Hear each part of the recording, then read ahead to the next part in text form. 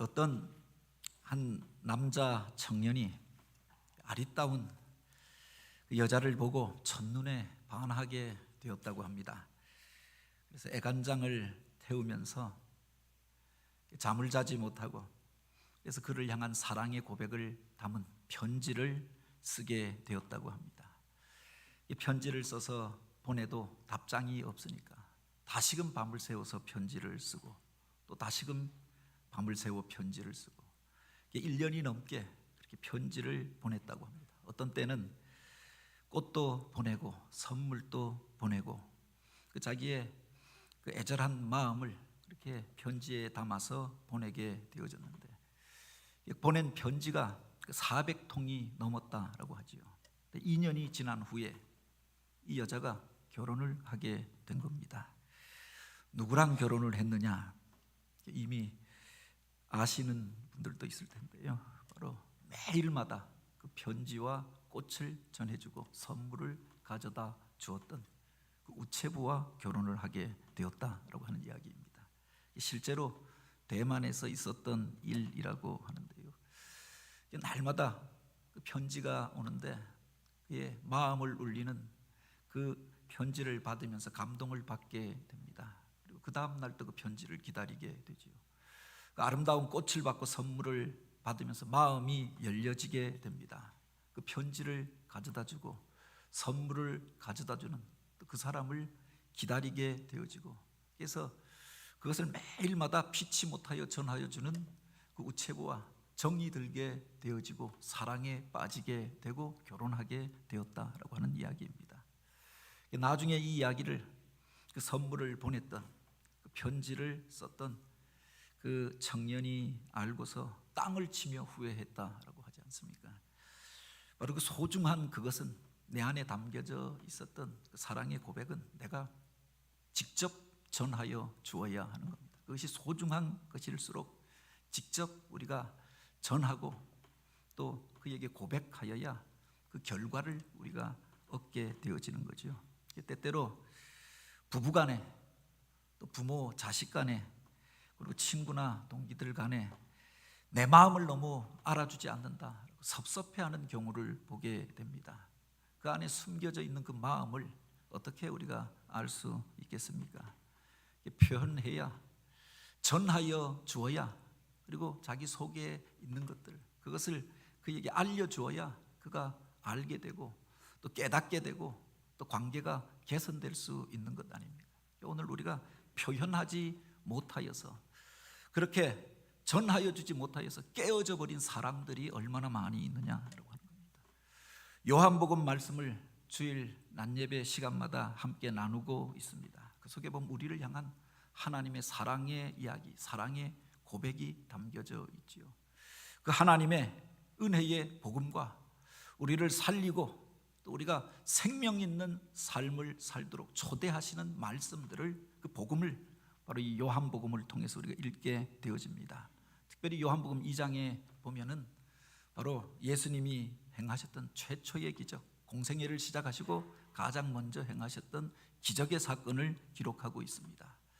요한복음에 보면은 그 여러 가지 기적의 사건들을 기록하고 있는데, 그것을 그냥 기적, 놀라운 일, 인간의 능력을 벗어난 일, 그렇게 기적이라고 말하지 않고 바로 표적이라고 이야기합니다.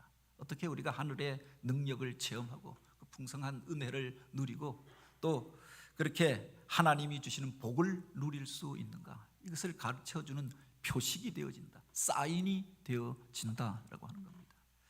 예수님께서 공생애를 시작하시면서 그 제자들과 함께 갈릴리 가나에서 있었던 한 혼인잔치에 참석하게 되어집니다. 그곳에서 포도주가 떨어지게 된 이야기는 이미 우리가 다 알고 있지 않습니까? 잔치가 무르익을 무렵에 그 잔치 자리에 꼭 있어야 할 포도주가 떨어지고 많은 사람들이 그것을 더 달라고 내어 놓으라고 아우성치게 되었던 겁니다.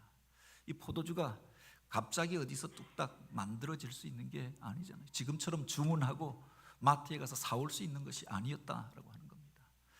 예수님의 어머니가 그 자리에 등장하여서 예수님 앞에 이것이 떨어진 것에 대하여 이야기하게 합니다. 그리고 그 옆에 있던 하인들에게 너희에게 무슨 말씀을 하시든지 그대로 하라라고 부탁하시지요. 이게 이 사건의 배경이 되어집니다. 예수님께서 그 하인들에게 이렇게 말씀하십니다. 물을 길어다 이 항아리를 채우라라고 말씀하셨던 거지요. 그리고 기적이 일어나게 되어지고 물이 변하여서 포도주가 되어지는 기적의 사건이 일어나게 되어졌던 것 아닙니까? 이미 우리가 다 알고 있는 이야기입니다. 그런데 우리가 그곳에서 한번 생각해 보아야 할 것이, 내가 그 하인이라고 하면, 내가 그 자리에 있었다라고 하면 그 말씀을 듣고 그대로 순종할 수 있었겠느냐라고 합니다.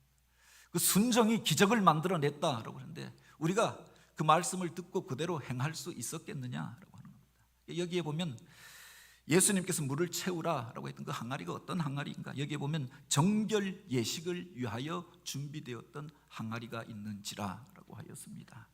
말이 고상하게 정결 예식이라고 되어져 있지 사실은 손 씻을 물을 준비해 놓은 항아리였습니다. 집에 들어가기 전에, 지금은 수도가가 있어서 수도가에서 손을 씻지만 집에 들어가면서 유대인의 집에는 바로 항아리에 물을 담아두어서 손을 씻고 집에 들어가게 하였던 거죠. 정결 의식이, 관념이 철저하였던 사람들이 유대인이 아닙니까? 이미 구약 성경에서 율법이 그것을 가르쳐 주고 있는 거죠. 특별히 음식을 먹기 전에는 손을 씻고 그 음식을 먹게 하였던 겁니다. 많은 사람들이 와서 손을 씻고 그 잔치자리에 들어갔으니, 그 자리에 참석했으니 물이 다 동인하고 떨어져 버렸던 거죠. 근데 예수님께서 그 항아리에 손 씻을 물을 채워 놓으라라고 말씀하신 겁니다. 지금 그 잔치자리에서 부족한 것은 포도주가 부족하잖아요. 그 음식이 떨어져서 그것 달라고 사람들이 아우성치고 있었습니다. 이제 음식이 떨어졌으면 그 사람들을 돌려 보내야 하는 거다. 사정을 설명하고 사과하고 돌려 보내야 하는데 바로 손 씻을 물을 예비하라라고 말씀하신 겁니다. 이 말씀도 사실은 듣기가, 순종하기가 쉽지 않았던 말씀이잖아요. 그런데 그 뒤에 보면은 그래도 그들이 어머니 마리아가 부탁한 것이 있었기 때문에 그 물을 그곳에 아구까지 가득 채워 놓았다라고 하였습니다. 그런데 주님께서 그 다음 말씀을 하시는데 더욱 순종하기에 쉽지 않은 말씀이 아니었습니까? 그 물을 연회장에게 갖다 주라라고 말씀하시는 겁니다. 지금 사람들이 포도주를 더 가져오라고, 술이 떨어졌다고, 음식이 떨어졌다고 가져다 달라라고 아우성을 치고 있었습니다. 가장 난처한 자리 가운데 있었던 이가 연회장이 아닙니까? 음식을 공급하고 잔치를 주관하는 그 사람이 난처한 중에, 곤란한 중에 있었습니다. 그런데 바로 그 손 씻을 물을 연회장에게 가져다 주라라고 이야기하였던 거죠. 내가 그 하인이라고 하면은 바로 그 말씀에 그대로 순종할 수 있었겠느냐? 그냥 냉수 먹고 속차리라고 그냥 물 갖다 주는 게 아닙니다. 손 씻을 물을 이제 그에게, 그 사람들에게 갖다 주라라고 말씀하셨던 겁니다. 듣기에, 순종하기에 쉽지 않은 말씀이었잖아요. 이해가 되어지지 않는 말씀이었다라고 하는 겁니다. 물이랑 포도주는 그 색깔부터 다르잖아요. 뭐 비슷한 것이면은 그런가 보다 우리가 먹을 수도 있고 마실 수도 있어. 그냥 손 씻을 물을 마실 물로 가져다 주라라고 하였으면은 뭐 그럴 수도 있다고 할 수 있겠습니다. 근데 포도주를 달라고 하는 사람들에게 물을 떠다 주라. 물과 포도주는 색깔부터 냄새부터 그 모양이 이미 다른 것 아닙니까? 아무리 아무것도 모르는 사람도 마셔보면은 그것이 포도주가 아니다라고 하는 것을 알 수 있었을 것입니다. 더구나 손 씻을 물을 그들에게 가져다 주라라고 말씀하셨던 거죠. 순종하기 쉽지 않은 말씀이 아니었습니까? 만약 여기에 대하여 어떤 사람이 문제를 제기한다고, 나를 지금 무시하는 거냐, 축하해 주기 위하여 이 잔치자리에 참여한 사람한테 이게 할 행동이냐라고 항의하게 된다고 하면 그 일에 대하여서 하인들이 당장 난처하고 곤란한 일들을 겪게 되어졌을 것입니다. 만약 집 주인이 그렇게 하라라고 해서 그 집 하인들이 그렇게 했다라고 하면 주인이 책임져야 할 문제가 아닙니까? 주인이, 우리는 모르겠고 주인이 그렇게 하라고 했습니다. 주인에게 화살이 오게 되겠지요. 만약 연 회장이 시켜서 한 일이라고 하면 연 회장이 무슨 생각이 있어서 그런가 보다라고 듣고 그렇게 가져다 주고 그 책임은 연 회장이 지면 될 문제였습니다. 그런데 예수님이 하신 말씀이 아닙니까? 예수님은 그 잔치의 혼주도 아니고 연회를 주관하는 사람도 아니고 손님으로 그 자리에 참석하였던 겁니다. 그런데 그 예수님이 지나가시면서 그들에게 바로 그 아구까지 물을 채우라라고 말씀하셨고 그 물을 가져다 주라라고 말씀하였던 겁니다. 그 말씀을 듣고 순종할 수 있었겠느냐라고 하는 겁니다.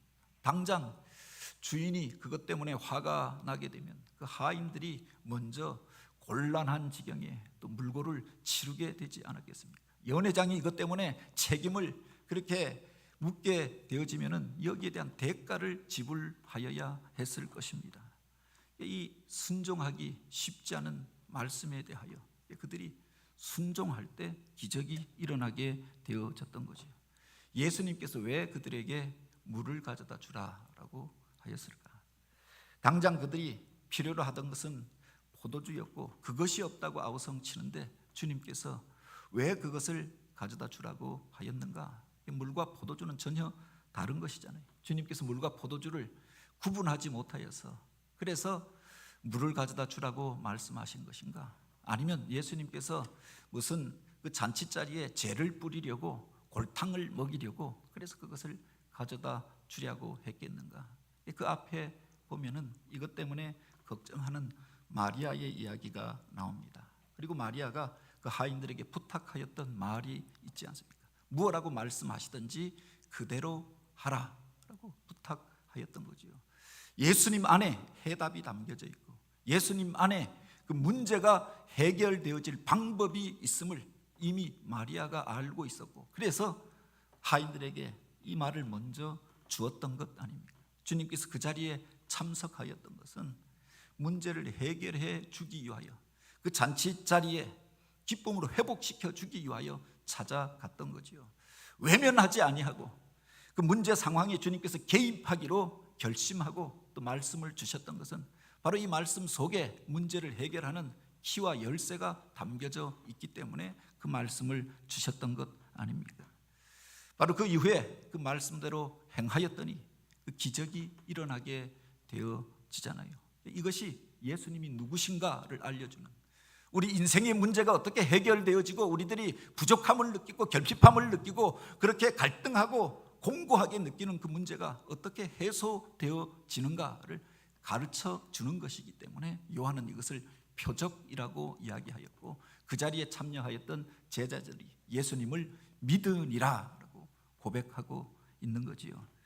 바로 예수님께서 그 자리에 참석하였던 것은 그 문제를 해결해 주기 위하여 가셨던 것 아닙니까? 그가 무엇라고 말씀하시든지 그대로 하라, 그 말씀을 듣고 그대로 행할 때 기적이 나타나게 되어졌던 거죠.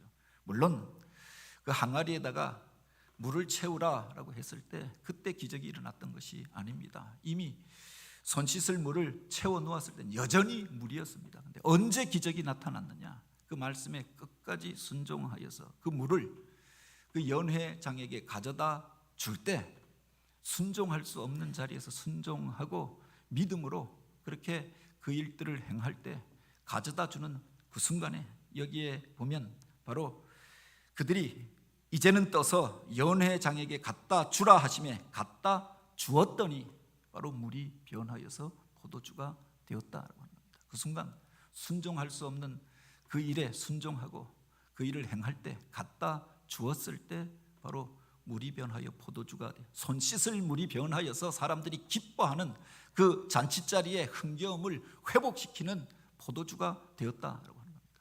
이제까지 먹어보지 못하였던 맛 좋은 포도주를 먹고 그 연회장도 이게 대체 어떻게 된 일인가 궁금해 하였음을 이야기하고 있죠. 이전에 먹어보지 못하였던 가장 좋은 베스트 오브 베스트 그 포도주를 그곳에서 그가 먹게 되어지고 감탄하게 되어졌음을 기록하고 있는 것 아닙니까?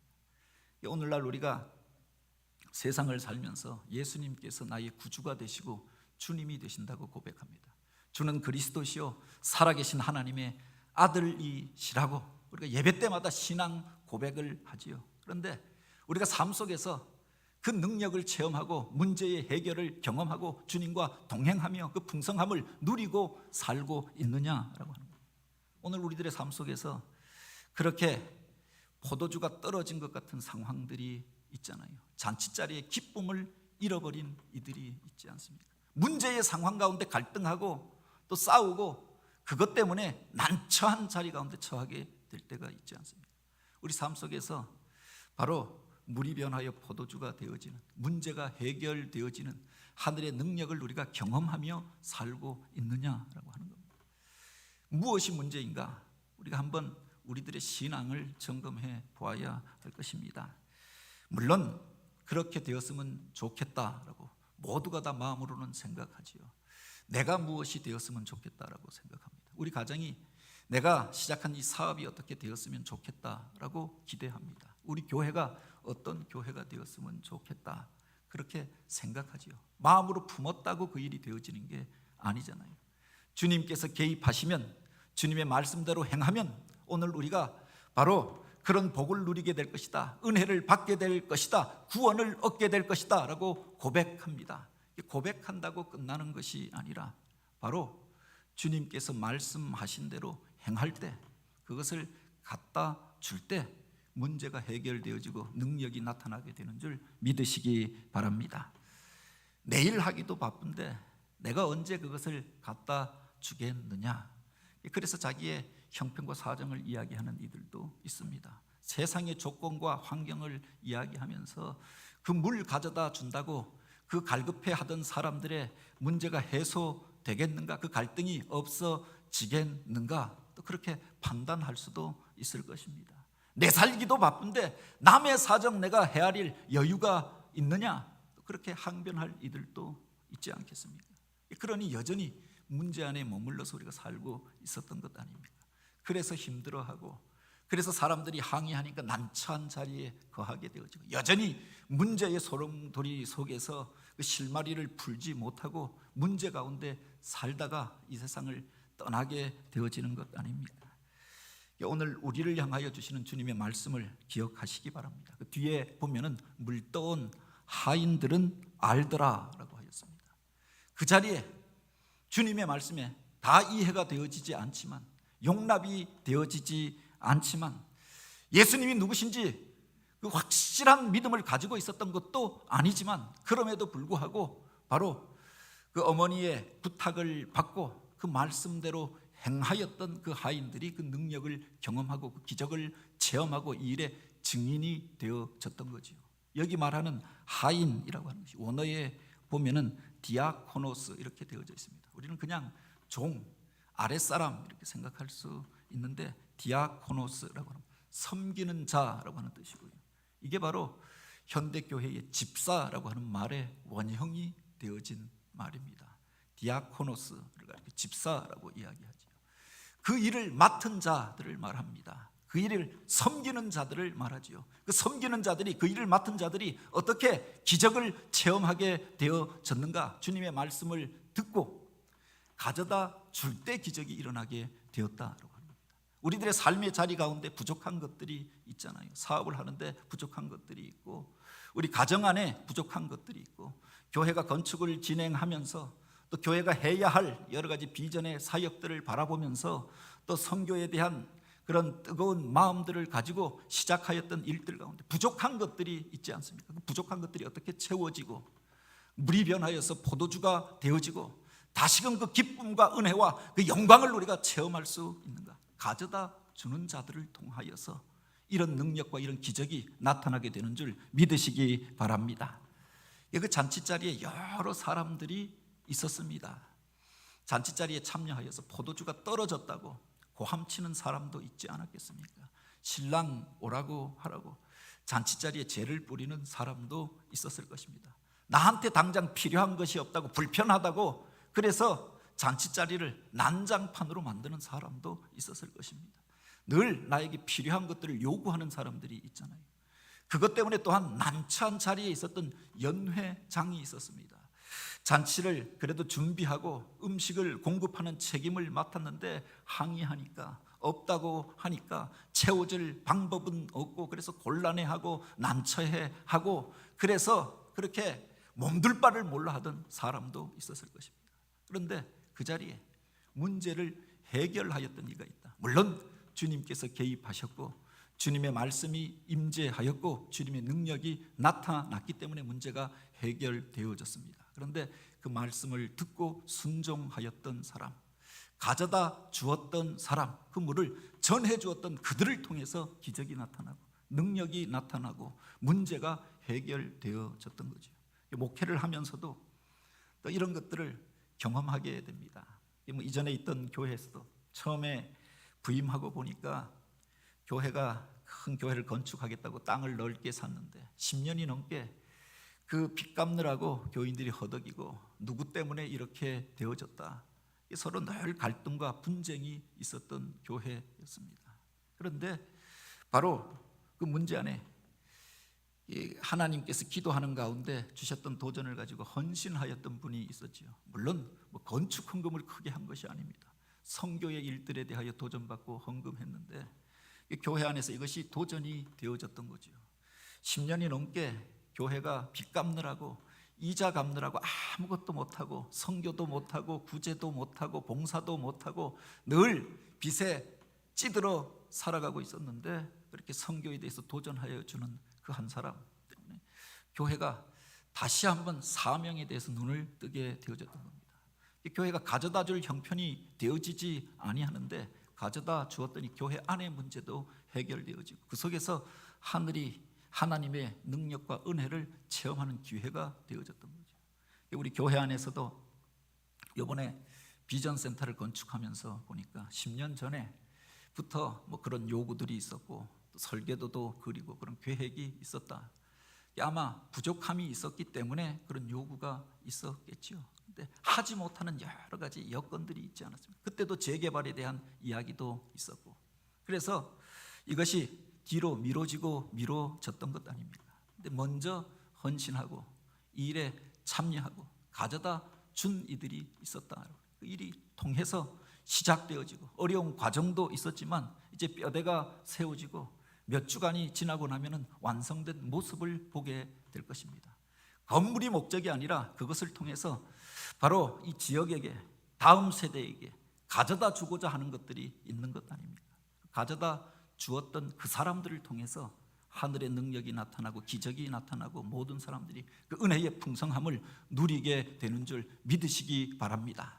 오늘 우리가 문제를 제기하는 자가 아니라 이래서 할 수 없고 저래서 할 수가 없고, 그래서 나는 힘들고 나는 어렵고 문제 안에 머물러서 살아가는 자가 아니라 바로 주님의 말씀을 듣고 주님 말씀에 순종하여서 이해가 되어지지 않지만 바로 그것을 가져다 주는 자, 그래서 물이 변하여 포도주가 되는 기적을 체험하는 자, 하늘의 능력과 은혜를 전하여 주는 자, 그 축복의 통로로 쓰임받는 교회요 성도들이 되기를 원합니다.